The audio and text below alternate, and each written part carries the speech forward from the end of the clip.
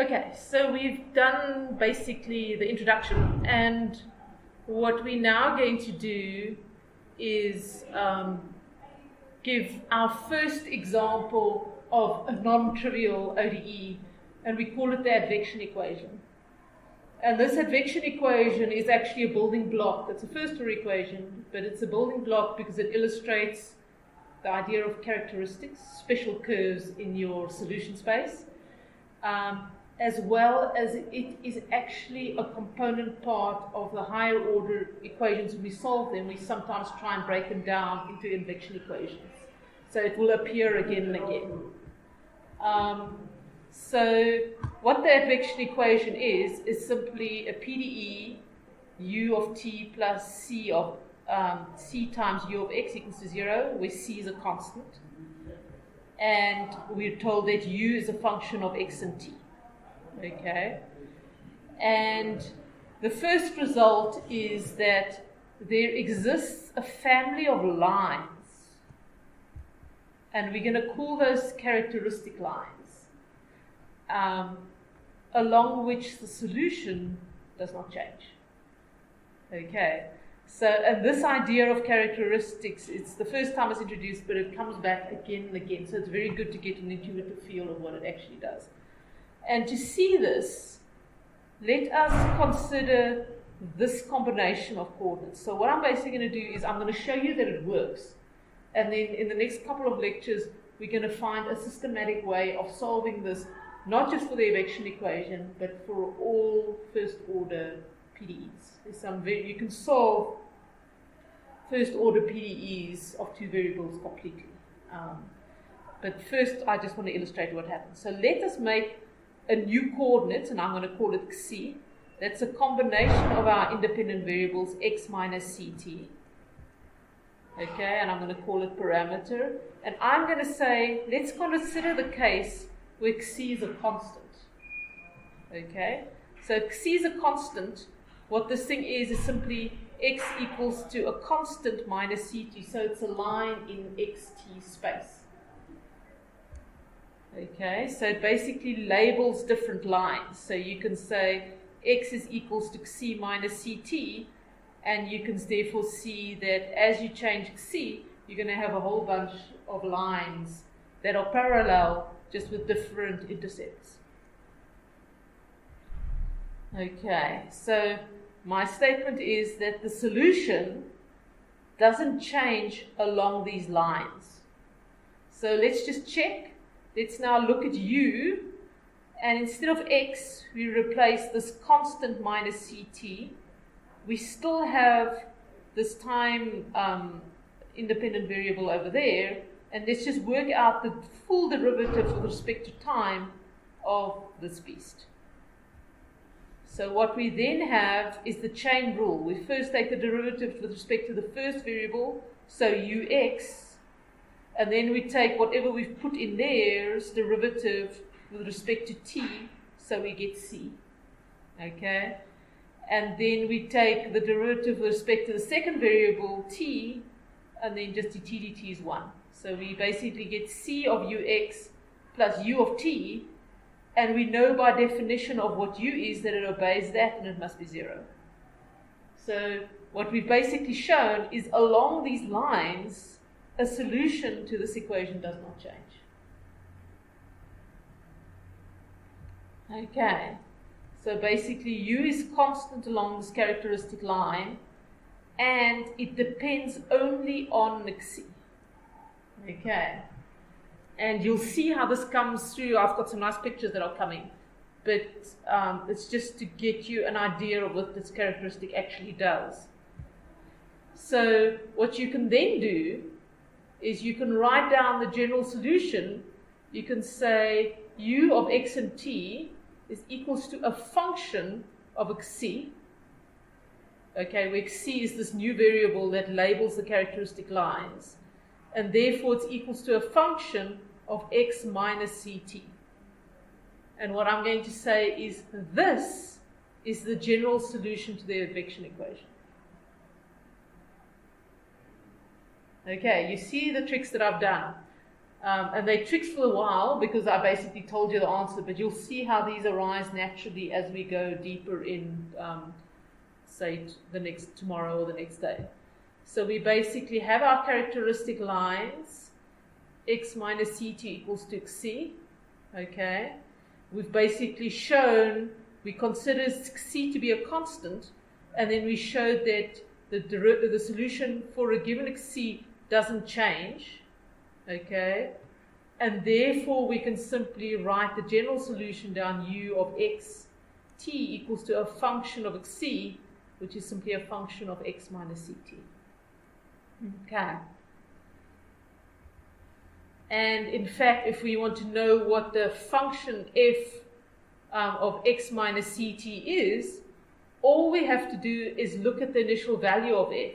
Like at time t equals to 0, you are given u of x at times t equals to 0, because you're usually given, just like you're given the boundary conditions for your partial differential equation, you have to specify the partial differential equation as well as the boundary. And one way of specifying the boundary is that you use a function of x and at time 0. Okay, there are more general ways that we'll go in later. But anyway, we can see that u of x, comma 0 equals to f of t. And what then at any later time, we now know what f is. We know what u of x and t is. It's simply that f, but instead of putting in x, you have x minus ct in there. Okay, so the value of u at any point xt depends only on the initial value of f. Okay, at the single argument c, which is x minus ct. And you're going to see how this progresses or translates into the solution in a moment. Okay, and just to introduce another idea is you have this domain of dependence of u. Okay, where this idea comes from is initially you have a function u, okay, and then you have this idea that a single point, right, can influence the solution at a later time, okay, and the domain of dependence is how many points over here can influence the solution at a later point there. Okay, so the domain of dependence of u on the initial values for this particular example, and it's not always true later, we're going to see how it generalizes, is simply the single point xc. Okay, because what happens is you have your initial function, say here you have xc equals to a constant, there you take the point of the solution, then you know the solution remains constant along this line x minus ct, and so at a later point only the initial point is going to influence what the solution is, and so the domain of dependence is xc. So what you have is here, you have this is your x, when t equals to 0 you know what the function is, okay, you know that the value of the function remains constant along this line x minus ct equals to xc. Okay, so over here, the function value is the same as the function value over there. It's just been shifted or moved to the right. Okay, so if you look at this point x and t, it is only depends, the function value over here is exactly the same as the function value here initially. Okay. You'll see later on that this idea becomes the idea of a light cone in physics, and it's fundamentally built into partial differential equations. Okay, so now that's the one definition, the domain of dependence of u. Basically, for a specific point, the initial values that influence what the solution is at that point. The other thing that I want to define is the influence of the initial value. In other words, suppose you have an initial value, where does it influence the solution? Okay.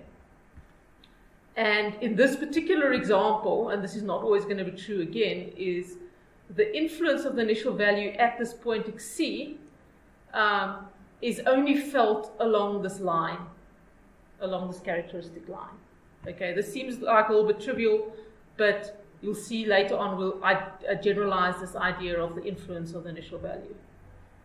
Okay, so if you want to think about the solution, let's now suppose you have u of x and at time 0. Okay, what's the solution going to look like at u at a later time t? It's going to be exactly the same shape for this particular example. It's just going to be advected further to the right. Okay, and that advection is hidden in the fact that the function shape remains the same, but the argument has changed with time. Okay, and that's why it's called the advection equation. And so the main takeaway point here is, one, it's possible to get these lines along which the solution don't change. It's once you have those lines, in this case you can actually write down the general solution in terms of those lines, the characteristic lines. And therefore, and then you can also define these two quantities, namely the domain of dependence of u on the initial values. In other words, all the initial values over here, all the initial values that influence the solution at a later point. So for this example, it's just that initial value. And then you have a separate idea, that's the influence of the initial value. So suppose you change the initial value over here, like you change the initial condition over a little bit here, where is the solution going to change in this example? And the answer for this case is just along that line.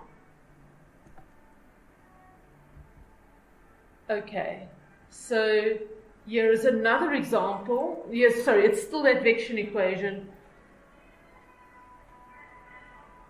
It's just actually a plot of what it does. So what I've got here is x, okay, and this u should refers to this top axis actually.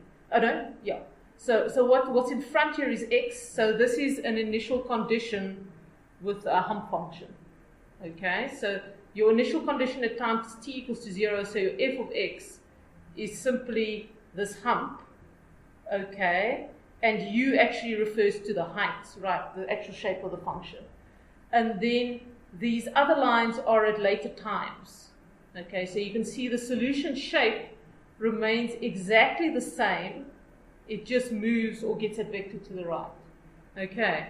So this is the actual solution that I went and plotted. I said, my initial condition is this hump, and then I plot u of x and t, where I have f of x minus ct, and I took c to be 2. And what you then get is basically a wave moving to the right. Okay, so I actually encourage you to go and just do this example for yourself, to plot it, maybe with another function. You can basically choose any function over here because you're free to choose your initial condition. You can make 2 humps and then just work through the math and see that you're always going to get this function moving to the right with a certain speed. Okay, and this in some sense is basically the simplest non-trivial PDE example that you can get, and you can already see that you can get some quite nice complicated dynamics going along here. Okay, so it basically propagates to the right with constant velocity without changing shape, and that's our advection equation. Okay. So, what we now are going to do is start solving all our first order equations. And so this, the reference for basically, that was just per introduction, I've sort of got it about to try and bring in the major ideas. What I'm going to do in the next 2 or 3 lectures is I'm going to look at 1 John chapter 1.4. That's where I've got basic the notation, the arguments, but it's like a foundational concept that you get in any PDEs course. Okay, and so I'm going to start by looking at quasi-linear first order equations because they're simpler, but then ultimately we're going to solve all first order equations in general, which is nice. You can solve it completely, you can put it in the bank, and you can always use it. So let's just start with our general definition again. So that, remember, the general first order equation is any function g, x, y, the function, it's dependent variable u and its derivatives equals to 0. We want to solve that, and the first theorem we get is the general solution can be obtained by solving ODEs. So you can actually take this PDE problem and turn it into a whole bunch of ODEs and make the solution. Okay, and important, this theorem is only true for this problem. It doesn't generalize higher up. Where it is valuable is we can build a lot of intuition from these kinds of problems and solve all of them, and basically solve, but we cannot do the same higher up. There is still a point at which solving high order ODEs takes a bit of skill and guessing, and there's still a lot of active research going on there and trying things and trying techniques. But first orders is basically totally been solved. Okay. Also, it's not true for systems of equations. So like that example of the Laplace's equation, we can solve Laplace's equation totally, but it doesn't fall in the solution. And this thing is only true if you have one dependent variable. So you can't have more than them in there. So the results that I'm going to show in the next couple of days is only for this case. Okay, so we're going to start, because it's actually easier to see, not with this general first order PDE. We're going to start with what we call the quasi-linear PDE. Okay, so just remember, quasi-linear means that it's a linear in the highest order derivative, in this case ux and uy, and non-linear in the others. So a quasi-linear PDE you can write always as a function of x, y, and u times ux, okay, and b, x, y, and u times uy equals to some function c, x, y, and u. And if you look at our previous case with the advection equation, it was simply the case that a and b were constant and c was 0. Okay, so the advection equation is a simple example of a quasi-linear equation. So now this is where it gets cool, because it helps introduce how you can actually think of the solution and think of finding solutions of ODEs more generally. So let's go and say, let's think of the function u as something that represents a surface in x and y. So you think of u, the solution u, as a function of x and y, and then you have another coordinate we're going to call z. Okay. So if you think of that previous example of the advection equation, we had that hump. Okay, that surface in yellow, it could just be z as a function of x and y. Okay, so that's what we think of the solution. The solution is the total thing, in some sense, that total surface that was doing that. Right, so, and what we're going to do is just give it a name, because you can make surfaces many ways. The particular type of surfaces that results from the solution of PDEs, we're going to call integral surfaces. It's just if other people talk about it. And if you have a surface, you always have a normal to the surface. In other words, you have a vector that if you dot it in with a tangent to the surface, it is 0. Okay, so the normal to the surface is simply n, and it is simply the gradient of u of x and y minus z. Okay, so if I have that surface like that, and you can actually check it for that example, I work out the gradient of my solution with respect to x and y minus z, so that describes the whole surface, and that's the normal to the surface. Okay, and what I then get is that the normal to the surface is simply ux, uy, comma minus 1. Okay, so I haven't done anything. I've just said I've defined the surface, and I've written down the general expression for a vector that's always pointing normal to the surface. So now where the cool thing comes in is let's look at the quasi-linear equation. Okay, the functions in the quasi-linear equation, we can say it defines a field of vectors in x, y, and z space. And we're going to call, by the field of vectors, I'm simply going to take these functions in my quasi-linear equation, namely a of x, y, and u, and I'm going to put it in the first, say, x component spot. I'm going to take b of x, y, and u, and I'm going to put it in there, and I'm going to put c in there. So I've taken these functions that enter my quasi-linear equation, and I've made a vector out of it. Okay?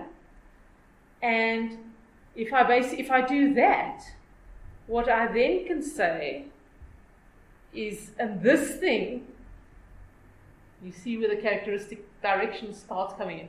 I'm going to call this vector I make that comes from my quasi-linear equation as the characteristic direction. So it's a vector that points in a direction, and I'm going to call it the characteristic direction.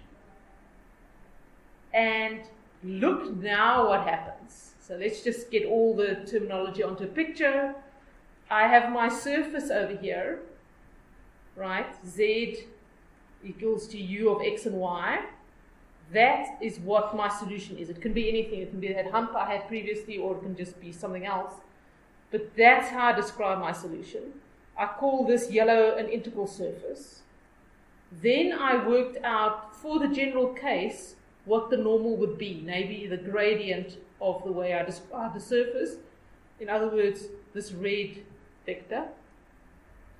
Then a surface has a normal, and it also has tangents. And you usually have, because it's a two-dimensional surface, you have two tangents. So the normal is always perpendicular to the two tangents. And now is where the magic happens. The quasi-linear equation we can now interpret as simply this expression, that this vector I've made out of the unknown functions that enter into the equation, if I take it in and I dot it with a normal, then that's 0. Okay? Look at how my quasi-linear, what I've written out here is simply, if I take TC and I dot it with n, what I get out is A times ux plus B times uy, u derivative with respect to y, minus C times 1. Okay? And that is 0 from my quasi-linear equation.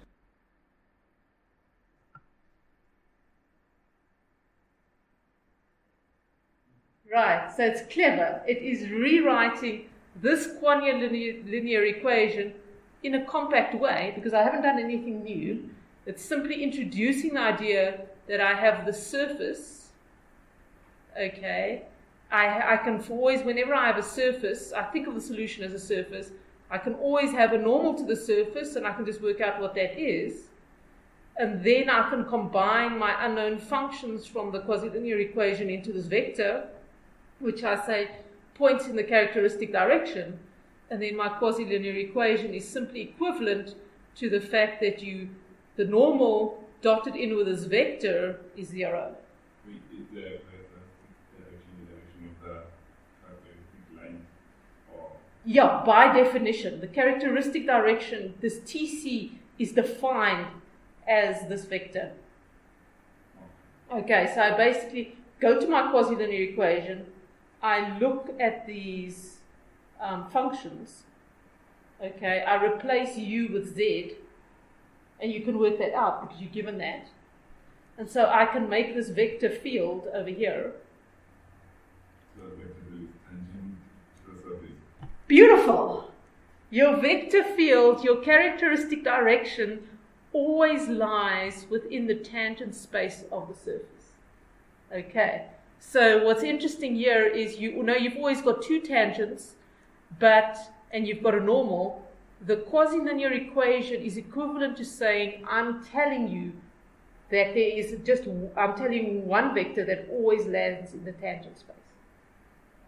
Okay, and so basically at each point, the integral surface is tangent to the characteristic direction.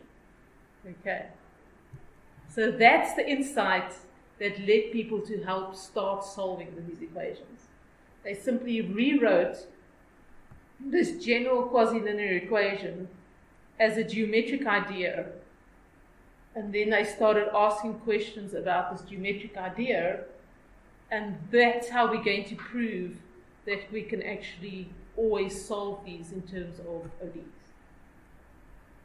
Okay, so before we go on further, I just want to basically, because we're going to do dealing with a whole bunch of ODEs, I just basically want to revisit something of an idea of, or just get all my definitions straight. When I look at parametric curves in 3 space. Okay, so let's just look at, let's suppose we want to specify a parametric curve in 3 space that does this. Okay, so one way of specifying the curve is to say, let's have a look at the coordinates as a function of time. In other words, we have gamma of t equals to x of t, y of t, and z of t. So if I give you that rule, then you can have your curve. Okay. It's simply telling you where you are at a certain point in time. And now, if you're given a curve, the tangent vector to the curve, in other words, this vector at each point, that's simply pointing along the direction that the curve is going to change. That tangent vector is simply, we call it t, the tangent of gamma, and that we define as dx dt, dy dt, dz dt, in some sense, the instantaneous way in which the curves are changing. So I've put in a whole bunch of tangent vectors over there. And one way, let's take an example, okay? Let's say let r be equals to 3 plus t. In other words, that's the radius. It starts at 3 and then it increases linearly. And then we're going to say gamma equals to r of t, cos of t, r of t, sine of t, and t.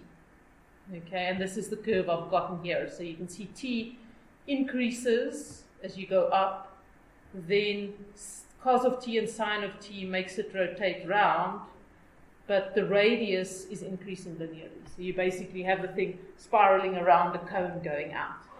Okay, so if you have gamma, you can work out its tangents, and that's basically actually how I plot the vectors.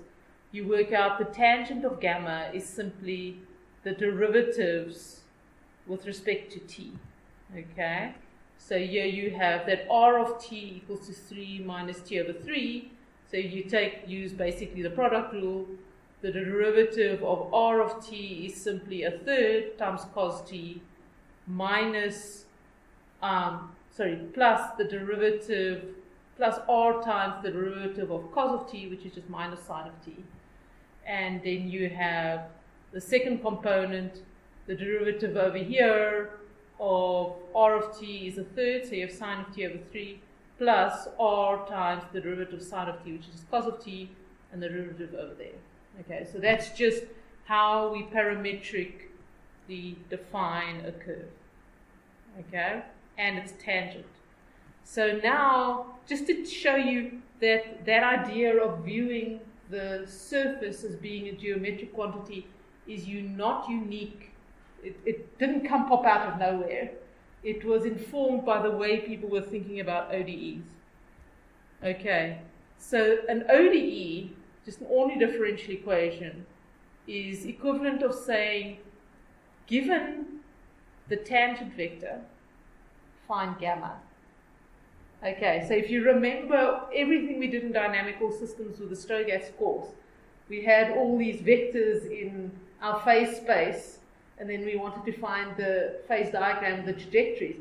That's exactly what it's saying. There's a geometric view of an ODE, and this is the view that generalizes into 3 dimensions.